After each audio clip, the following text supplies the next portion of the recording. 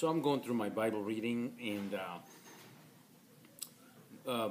I'm going through First Kings, and you know how it is when the Lord saves you from occultism, and every time you read something, Scripture just cannot cease from mending you, healing you, and reviving you, and sanctifying you. So First Kings chapter 17. This is where Jehovah has put a plague on King Ahab in Israel through Elijah, and now, but the Lord tells Elijah that he's got a woman, a widow, that's going to take care of him, and he's departing, and he meets this widow. Of course, he tells her, and there's blessings coming. She can tell he's the man of God.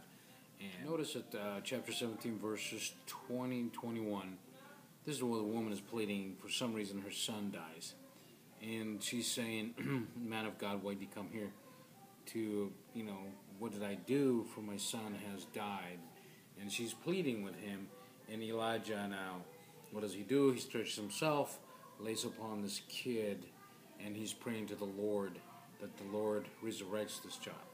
Now, when you read chapter 17, 1 Kings chapter 17, verses 21 and 22, you have to understand the Lord is still healing me from the 40-some odd years of Watchtower teachings, and I'm reading it in the King James. And it says that upon Elijah, and then the soul returns back to the child. I was curious because Jehovah's Witnesses, most of them even never read First Kings. And I'll say that with confidence. And being an ex-Jehovah's Witness, what did I do? I got the New World Translation Bible. And it reads like this. This is brilliant. It reads like this. The second part of verses 21 and 22. So, and he proceeded to stretch himself upon the child 3 times. This is Elijah. And call to Jehovah and say, O Jehovah, my God, please cause the soul of this child to come back within him. So Jehovah's going to cause the soul of this child. Jehovah's going to cause the soul of this child to come back within him. This is the lingo of the devil. Let's read verses 22. Finally, Jehovah listened to Elijah's voice, so that the soul of the child came back within him, and he came to life. So if any Jehovah's Witnesses are watching this, and I challenge you to read this, 1 Kings chapter 17, 21 and 22. So the soul of the child came back within him.